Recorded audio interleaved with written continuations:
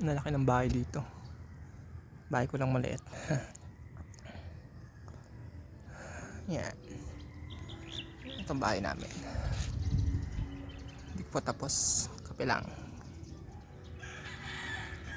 Tapos na to. Naunahan pa kami.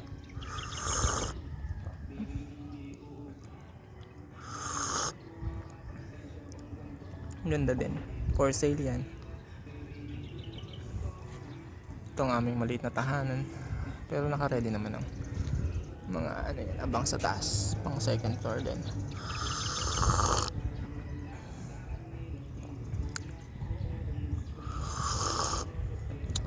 Yung ginagawa namin isa. Patapos na yan. Sana matapos na yan.